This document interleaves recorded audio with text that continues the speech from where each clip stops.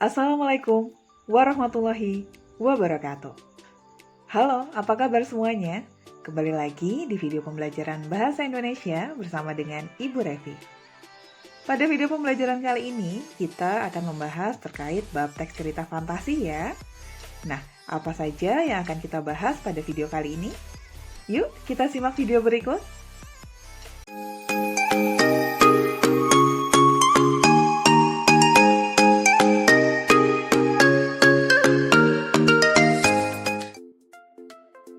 Baik, pada video kali ini kita akan membahas beberapa subbab materi mulai dari pengertian teks cerita fantasi, ciri-ciri umum teks cerita fantasi, jenis-jenis cerita fantasi, serta menentukan unsur intrinsik cerita.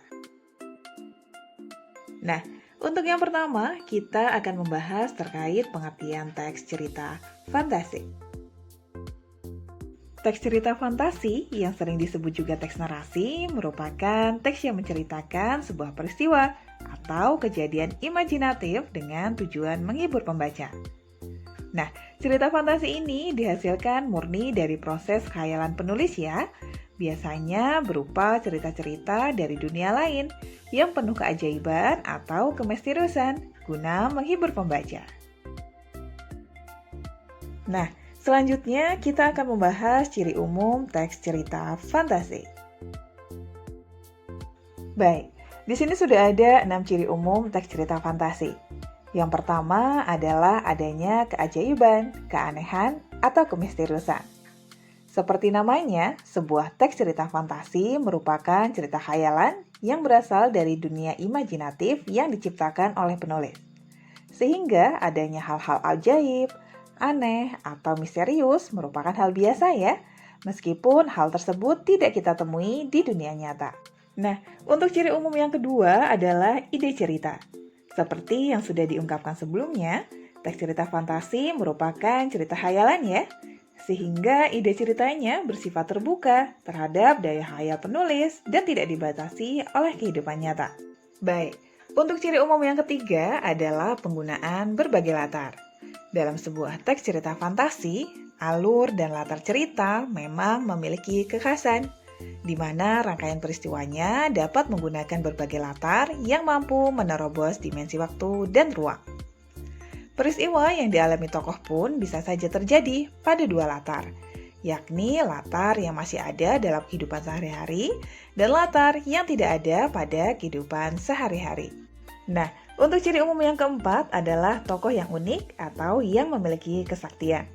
Dalam sebuah teks cerita fantasi, tokoh bisa saja diberi watak yang unik atau bisa juga memiliki kesaktian tertentu yang tidak ada dalam kehidupan sehari-hari. Ciri umum selanjutnya adalah bersifat fiksi. Fiksi sendiri dapat diartikan khayalan ya. Jadi pada dasarnya sebuah teks cerita fantasi merupakan cerita khayalan yang tidak benar-benar terjadi di kehidupan nyata. Namun, latar dan objek dalam cerita fantasi bisa saja diilhami dari kehidupan nyata, meskipun tetap diberi sentuhan fiksi ya. Nah, ciri umum yang terakhir adalah bahasa. Bahasa yang digunakan dalam sebuah teks cerita fantasi bukanlah bahasa yang formal ya, layaknya berita. Namun, bahasa yang digunakan sangatlah variatif dan juga ekspresif. Baik, selanjutnya kita akan membahas jenis-jenis teks cerita fantasi. Jenis-jenis teks cerita fantasi dibedakan berdasarkan dua hal ya. Yang pertama berdasarkan kesesuaiannya dalam dunia nyata, dan yang kedua berdasarkan latar cerita. Untuk lebih jelasnya, kita bahas satu persatu ya. Berdasarkan kesesuaiannya dalam dunia nyata, jenis teks cerita fantasi dibedakan menjadi dua. Yang pertama, cerita fantasi total, yang mana cerita ini berisi fantasi pengarang terhadap objek atau peristiwa tertentu, di mana objek atau peristiwa tersebut benar-benar tidak pernah terjadi dalam dunia nyata. Contohnya, misal penggunaan nama orang, nama tempat, atau kejadian tertentu yang mana hal tersebut murni hasil rekaan pengarang. Sedangkan untuk jenis yang kedua adalah cerita fantasi irisan. Kebalikan dari cerita fantasi total, pada jenis ini, cerita fantasi berisi fantasi pengarang terhadap objek atau peristiwa tertentu, di mana objek atau peristiwa tersebut ada atau memang pernah terjadi dalam dunia nyata. Contohnya, misal pengarang masih menggunakan nama orang, nama tempat, atau peristiwa tertentu yang ada atau pernah terjadi dalam dunia nyata. Berikutnya adalah jenis-jenis cerita fantasi berdasarkan latar ceritanya. Dibedakan menjadi dua jenis ya. Yang pertama adalah cerita fantasi latar sezaman, artinya latar yang digunakan dalam cerita tersebut hanya satu masa. Misalnya masa kini, masa lampau, atau masa yang akan datang. Sedangkan jenis yang kedua adalah cerita fantasi latar lintas waktu. Artinya sebuah teks cerita fantasi menggunakan dua latar waktu yang berbeda ya. Misalnya masa kini dengan zaman prasejarah, atau bisa juga masa kini dengan masa 40 tahun yang akan datang. Baik, yang terakhir kita akan membahas terkait menentukan unsur intrinsik cerita. Unsur intrinsik sendiri merupakan unsur pembangun yang terkandung dalam sebuah cerita. Nah, apa saja yang meliputi unsur intrinsik cerita? Yuk kita bahas satu persatu. Unsur intrinsik yang pertama adalah tema.